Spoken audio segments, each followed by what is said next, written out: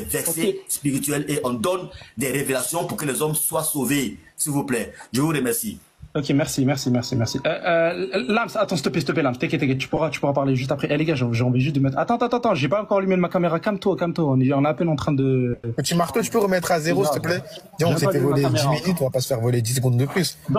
Donc, ce qui va se passer, là, écoutez bien, ce qui va se passer, ça va être un chaos monumental. Ils ont pris, regardez la malhonnêteté, ils ont pris le hadith Sunan Ibn Majah 1456, ok? Ils ont pris comme ça, ils ont filmé que comme ça. Ils n'ont pas descendu en bas. Pourquoi? Parce que regardez, il y a marqué quoi? Daïf, faible. On n'accepte pas ce hadith. Donc le truc là du sexe, que vous avez dit, il a embrassé, je sais pas quoi, c'est daïf. Donc rejeté chez nous, on l'accepte pas. Donc déjà, vous avez cité une source qui est faible chez nous. Déjà, ça c'est premier KO. Il a cité le truc là de Hebeb 963. Ça. Il a dit que ici, le fait de mordre le pénis du père, c'est le fait de le faire littéralement. Or, ici, regardez la bêtise. On te dit ce hadith fait référence à la période islamique connue sous le nom de la Jahiliya, une époque marquée par des pratiques et croyances ignorantes avant l'avènement de l'islam. Se réclamer des pratiques de la Jahiliya signifie que la personne évoquait ou adaptait des comportements tribaux ou des coutumes révolues liées à cette époque qui allaient à l'encontre de l'éthique islamique. Quand on pose la question, on dit est-ce que cette chose-là, elle est littérale ou non? On te dit quoi, justement? Et ça, c'est même le savant Al-Bahaki qui t'explique ce passage-là. Il te prend l'avis de Al-Bahaki qui te dit quoi? Qui te dit que non, l'expression mentionnée dans le hadith n'est pas à prendre littéralement. En effet, il s'agit d'une forme de langage idiomatique utilisée pour réprimander sévèrement une personne qui adopte des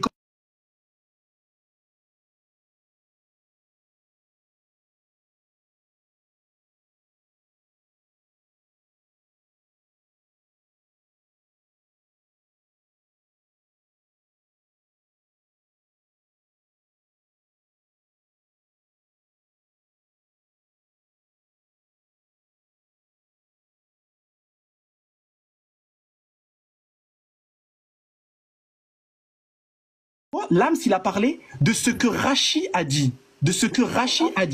Il n'a pas dit que Jésus, il allait brûler en enfer avec des excréments ou comme quoi c'était un bâtard, etc. Nous, en islam, il est complètement interdit de dire que Jésus c'est un bâtard ou quoi que ce soit. Interdiction totale de dire ça, sinon on sort de l'islam. Donc il a fait simplement, il a répété simplement ce que Rachi a dit. On ne valide pas Rachi, nous. Justement, on a pris les arguments de Rachi parce que vous avez pris les arguments de Rachi contre vous. Mais sinon, on n'a jamais pris Rachi. Et vu que vous avez pris Rachi, alors on a cité cet argument-là. Mais par contre, vous avez fait quoi, vous? Vous avez affirmé vous-même que le prophète était un pédophile. Vous avez affirmé qu'il a marié Aïcha, elle avait des grosses... Alors ça, tout ça, c'est une invention, ça n'existe pas dans les textes. Vous avez dit que Allah, c'est le diable, etc. Donc, quand on va parler et on va dire des choses, va falloir accepter. Et ça, par contre, nous, on va pas blasphémer, on va prendre juste les textes. Donc, Ésaïe 13, on va commencer comme ça. Ésaïe 13, on dit quoi? Leurs enfants seront écrasés sous leurs yeux, leurs maisons seront pillées et leurs femmes violées. Verset 17, voici j'excite contre eux les Mèdes. Donc Dieu, il va faire quoi? Il va exciter les Mèdes à faire quoi? À violer les femmes. Quel terme on puisse utiliser ici par rapport à violer? C'est le fait de violer brutalement. C'est-à-dire que Dieu, il va exciter, votre Dieu va exciter des gens à aller violer brutalement des êtres humains, des femmes, subhanallah. Et le verset 18, il dit quoi en plus? Votre Dieu qui autorise le viol, c'est grave. De leurs arcs, ils abattront les jeunes des gens et ils seront sans pitié pour le fruit des entrailles. Ça veut dire que les femmes enceintes, Dieu, il va les exciter pour tuer, même les femmes enceintes. Le règne n'épargnera point les enfants. Donc ça veut dire que votre Dieu, là, il vient pour exciter des gens, pour violer. Et ensuite, regardez, ça me signale, ça commence à me signaler, j'ai reçu un signalement. Donc, votre Dieu, il autorise le V, et en plus de ça, il autorise quoi? Il autorise le fait que des gens tuent des femmes enceintes. Tuent même des enfants, subhanallah. Et vous osez parler ici de morale. Ensuite, vous avez parlé de quoi? De Aïcha. Déjà, je te défie, si ici, dans le texte, on te dit qu'il y a eu des relations sexuelles. On a parlé même de ce sujet la dernière fois, je t'ai humilié, et tu continues à parler de ça. Nombre 31, verset 17 à 18. On te dit que maintenant, tu es tout mâle parmi les petits-enfants, et tu es toute femme qui a connu la couche d'un homme, mais épargnez toute femme non combattante qui n'a pas eu de relation charnelle avec un homme. Vous avez pris les commentaires des Juifs. Mais qu'est-ce qu'on nous dit ici, les Juifs?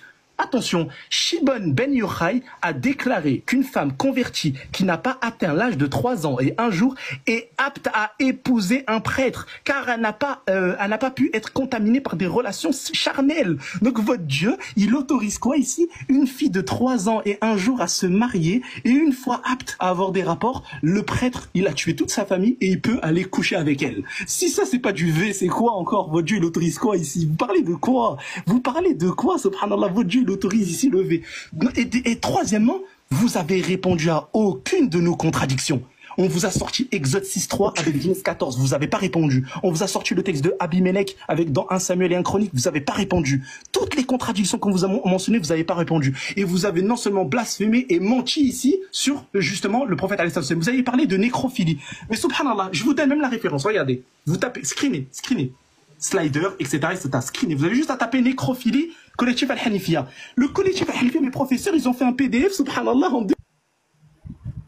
2013, il y a eu un PDF qui a été créé par le collectif Al-Hanifiyya, où ils citent toutes les sources comme quoi que vous citez là sur la nécrophilie, toutes les sources. Je vous défie de me sortir une seule source authentique sur la nécrophilie. Une seule, je vous défie, je me convertis au christianisme. Non, mais en plus, je me convertis au christianisme. Léon, Et deuxièmement, en fait, ils ont cité un hadith avec une mauvaise traduction. Léon dit, et deuxièmement, Léon a dit ça aussi. Attends, et deuxièmement, donc déjà c'est faux, déjà sur la nécrophilie, il n'y a aucun texte authentique. Et deuxièmement, par Allah Azza wa Jalla, ils ont modifié la traduction. Sur la traduction, il n'y a pas marqué que le prophète, il a couché avec la femme, hein. Et on te dit il s'est couché dans la tombe, et il a prié pour elle, et il pleurait. Donc on te dit pas qu'il a couché avec la femme, justement. C'est faux. Vous avez menti encore une fois sur la traduction ici. Le terme en arabe qui est utilisé, c'est iftajara. Et d'ailleurs, ce même terme iftajara, il est utilisé dans la Bible arabe. Est-ce que pour autant, ça implique de coucher avec une femme? Non. C'est faux, c'est comme ça, moi je me dis, c'est comme ça, moi maintenant je dis, je vais me coucher dans mon lit. Ça veut dire, je vais coucher avec mon lit? C'est quoi votre c'est une fausse traduction. Pervers, terrible. Donc répondez à ça. Ça veut dire que là, ils ont cité 4 arguments. Les 4 arguments, ils ont fait 15 minutes pour citer 4 arguments. Les 4 arguments, ils ont été réfutés. Maintenant, on passe à la phase offensive. Déjà, on n'a pas parlé, vous avez pas parlé des contradictions que l'on a citées au sein de vos textes. Ça, il n'y a aucun de vous. 2 secondes, excuse-moi, Ahmed, excuse-moi, j'ai oublié un dernier truc qui va durer 30 secondes. Il a cité le truc de l'utérus. L'utérus, il a dit l'utérus, je sais pas quoi. Les gars, s'il vous plaît, qu'il raffiche son image de tout à l'heure. En bas de l'image, il y avait marqué quoi? Sourate 47, verset 22. Voilà. Sourate 47, verset 22. Espèce de gros menteur falsificateur. Tu as dit que là-bas, il y avait marqué utérus. Là-bas, il n'y a pas marqué utérus. Il y a marqué les liens de parenté. Et regarde, si vous détournez, ne risquez pas de vous semer la corruption sur terre et de rompre vos liens de parenté. Ici, Ar-Rahim, le fait de rompre les liens de parenté. Et tu as dit que ici c'était l'utérus qui est entouré, espèce de gros menteur, falsificateur encore une fois. Alors que dans ton image, il y a marqué en bas à droite, sourate 47, verset 22. Raffiche, descends ton image, Unique Boy. Si t'es un homme, descends ton image. Descends ton image si t'es un homme. Descends en bas. Exactement. Descends en bas. Parce que le mot rahim ici, il a été... Non, mais ça sert à rien ton site. Parce que le mot rahim, il a été mal traduit sur le site. Unique Boy, descends en bas. Affiche en bas. Affiche en bas. Ne me coupe pas. Mutez-le. Rajoutez-moi une minute. Il m'a coupé. Il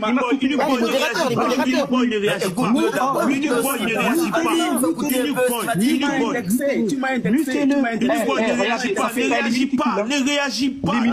pas. Vous allez rajouter 2 minutes. Rajoute 2 minutes. Je parle plus, il rajoute 2 minutes. Ça faisait 6 minutes 59. Je veux jusqu'à 8 minutes 59. 2 minutes. Tu n'as pas d'ordre à donner ici, ça c'est 2 minutes, je veux 2 minutes. ça dans ta tête. Je veux 2 minutes. J'ai dit tu n'as pas d'ordre à donner. Il faut pas donner la minute, faut pas exiger une minute. Donne-moi, et même l'autre, il a dit rajouter. Même l'autre, il a dit rajouter. J'ai dit tu n'as pas d'ordre à donner ici. Rajoutez s'il vous plaît les minutes. Tu n'as pas d'ordre à donner ici. Le lion, il a dit oui. Le lion, il a dit oui. Tu parles correctement. Maintenant tu parles correctement. J'ai dit tu n'as pas une minute s'il vous plaît. Non, il n'a pas d'ordre à donner ici. Petit Marteau. On a dit qu'il n'est pas insulté. Donc, espèce de gros menteur, tout ça. Il faut qu'on arrête tout ça.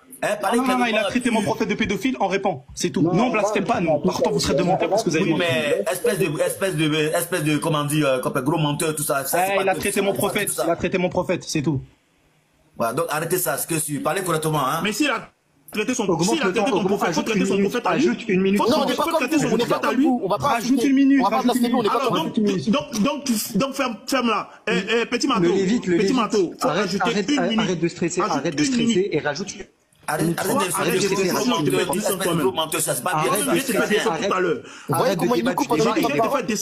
trop mal, ça pique.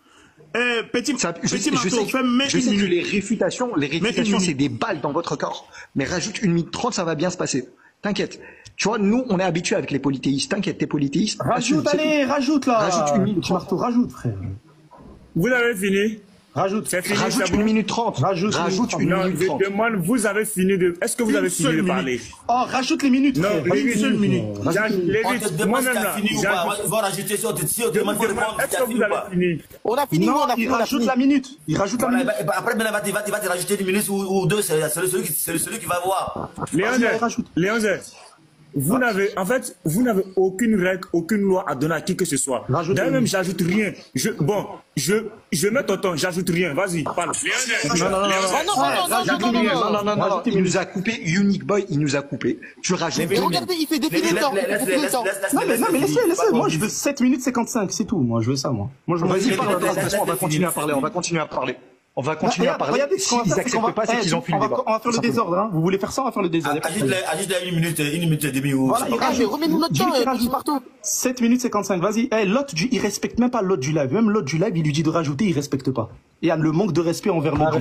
C'est le modérateur. Moi, je plaide seulement pour lui. Je pose la question, est-ce que vous avez fini de parler? Oui, on a fini. Est-ce que tu peux nous rajouter jusqu'à 759, s'il te plaît? Non, tu me donnes pas de loi, Léon. Tu me donnes pas de loi. Mais qui a donné de loi? J'ai dit, s'il te plaît. Oui, j'ai posé, vous avez fini. Tu me dis, oui, j'ai fini.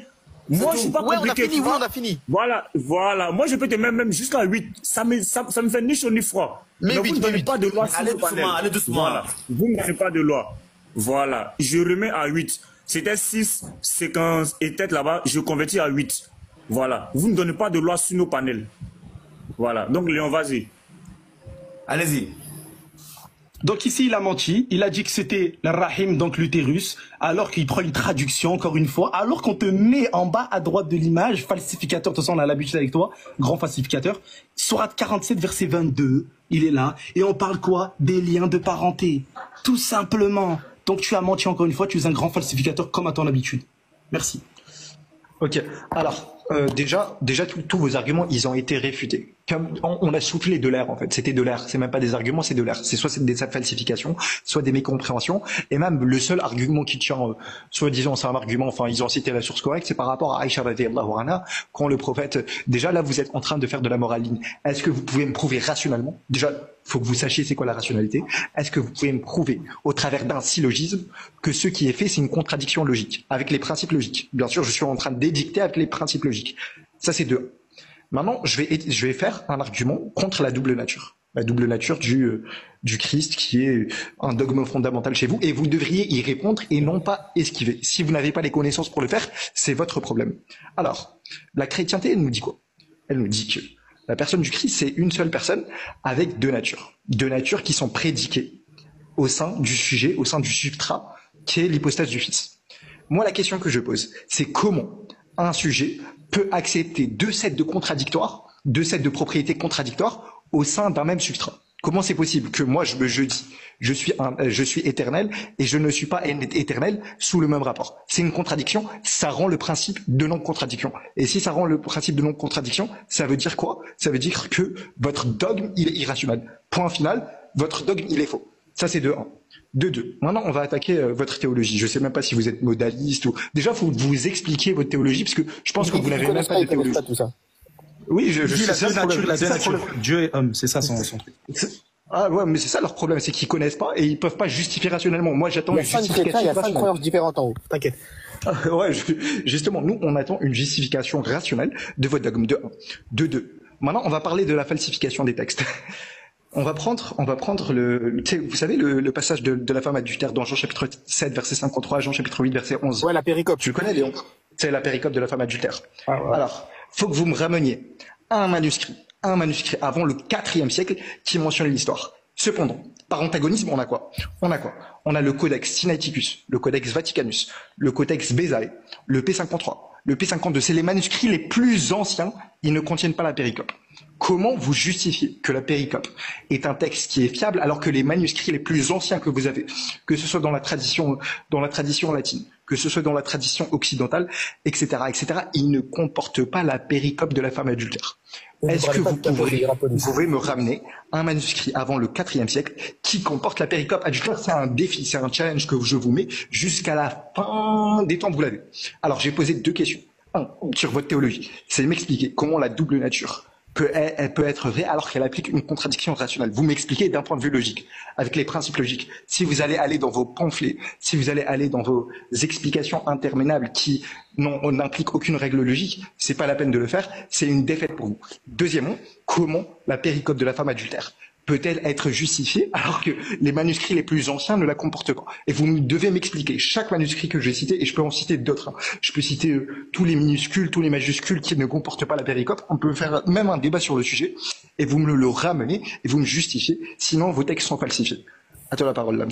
Exactement. Et je rajouterai à l'argumentaire de Ahmed, par rapport à la critique textuelle, la même chose pour la finale de Marc. En gros, Marc 16. Et je vous mets un défi de me ramener Marc 16 dans les premiers manuscrits, etc., etc. C'est un défi que vous ne pourrez pas relever. Et me parlez pas de Papias ou des pères de l'église, parce que ça ne concerne pas Marc 16. Et de toute façon, pour les pères de l'église, vous êtes hérétiques et c'est pas une autorité pour vous. Donc, c'est contre-intuitif de le faire. C'est comme si, quelqu'un citait Rachid ici. Maintenant, je vais faire un petit point. Parce que là, c'est catastrophique ce qu'il se passe. Durant notre premier temps de parole, on a introduit plusieurs arguments. Et on a réfuté leurs arguments. Enfin, le seul argument qu'ils avaient fait pendant le premier temps de parole. Oui, ils avaient dit, oui, il y a une contradiction entre Allah et la Torah, parce que Allah dit qu'il n'a pas de fils, dans la Torah, il dit qu'il y a des enfants. Ahmed, il a répondu de manière magistrale, en disant que ce n'était pas le même sens qui était entendu derrière les mots enfant. C'est pas le même sens. Donc ici, c'est pas une contradiction. La contradiction, il y a que vous qui la voyez, parce que vous êtes zéro en théorie du langage. Ça, c'est 1. Ensuite, on vous a posé 4 arguments, 4 contradictions. La contradiction avec Abimelech, contradiction avec Exode 6.3, contradiction avec les enfants de Zatou, et la contradiction que Léon vous a ramenée. On a eu 0 réponse. Et j'ai dit qu'on pouvait même vous laisser 1 heure, on aurait 0 réponse. Là, Ahmed, il vient de rajouter 2 arguments. Un argument contre la double nature et un argument contre la critique textuelle de la péricope de la femme adultère. J'ai fait un argument qui est similaire sur la finale de Marc 16. En tout, ça fait quoi? Ça fait 7 arguments auxquels on n'a pas de réponse. Léon, il a parlé de quoi? Il a parlé d'Ésaïe 13-16. 8 arguments sans réponse, tandis que nous, on a effacé vos arguments d'un revers, on a effacé tous vos arguments. Et même, tu sais, là, ils ont parlé de morale. Ouais. Ils ont parlé de morale, on est bien d'accord qu'ils ont parlé de morale. Exactement. C'est avec l'âge de Raïcha, etc. Exactement. La morale, elle provient de quelle science, Lams? De la philosophie. Ok, très bien, on va discuter philosophie, mais je sais qu'ils sont pas le niveau. C'est quoi votre paradigme moral? Parce que nous, on est volontariste théologique, et on est conséquentialiste. Je sais que ces termes, c'est plus grand que vos cerveaux. Je sais que vous n'avez pas le QI nécessaire pour le comprendre. Je sais que vos connexions neuronales sont un petit peu faibles, mais voilà, si vous voulez discuter d'arguments, faut bel et bien argumenter. Nous, on est volontariste théologique. Ce qu'on considère comme étant bien, c'est ce que Dieu justifie. Ce qu'on considère comme étant mal, c'est ce que Dieu interdit. Maintenant, vous devriez réfuter d'un point de vue rationnel, encore une fois, nos positions. Vous devez apporter une position qui réfute nos positions et non pas simplement faire de la moraline et faire de l'appel au public et dire oh là là, que c'est triste, que c'est méchant, etc., etc. Nous, ça ne nous intéresse pas. Vous devez apporter des arguments rationnels et malheureusement, durant ce débat, il n'y a pas eu d'arguments rationnels. Vous savez, c'est un challenge que je vous mets devant vous, c'est de me dire c'est quoi les 3 principes logiques fondamentaux. La logique, c'est quoi? C'est de l'étude des arguments. Là, vous savez même pas c'est quoi les 3 principes fondamentaux. Vas-y, Léon, tu veux dire dernier point. Léon, s'il te plaît, vite fait, Léon. Elle fait 30 secondes parce que je vais récapituler après. Sinon, il va pas répondre. Ouais, 2 secondes, 30 secondes. Regardez le Dieu des chrétiens, hein, Jésus. Hein. Il y a des enfants, on te dit, de petits garçons sortirent de la ville et se moquèrent de lui. Et lui disaient, monte chauve, monte chauve. Donc ils se sont moqués de la calvitie d'un prophète. Il se retourna pour les regarder et les maudit au nom de qui? De Jésus. Alors 2 ours sortirent de la forêt et déchirèrent 42 de ses enfants. Va falloir nous expliquer votre Dieu. Léon. Il décapite des enfants pour... Vas-y. À un moment, il a dit, ouais, ton Dieu, il a éjaculé, etc. Va dans Osée 1.1, je crois. Ouais, Osée vite, il nous reste que 30 secondes. Osée 1.1, avec Gisraël. Ouais. Ah, regardez celui-là. J'espère que vous avez noté les défis, parce que là... La parole de l'Éternel, regardez, la parole de l'Éternel qui fut adressée à Osée. Donc la première fois que l'Éternel adressa la parole à Osée, l'Éternel dit à Osée, va, prends une femme prostituée et des enfants de prostitution, car le pays se prostitue, il abandonne l'Éternel. Et il lui dit quoi? Il a pris la fille de Diblaïm, hein. Il lui dit quoi? Appelle-le du nom de Gisril. Gisril en hébreu, ça veut dire quoi? Sperme de Dieu. Donc ça veut dire que Dieu, quand il dit, la première fois qu'il parle à un prophète, c'est de lui dire, va prendre une pute, quoi. Et lui dire quoi? Vas-y, donne-lui le nom de quoi? Sperme de Dieu. En gros, attends, je récapitule. C'est pas des arguments. Là, je récapitule. Là, c'est oui, là, attends, c'est plus dans le débat. Je récapitule.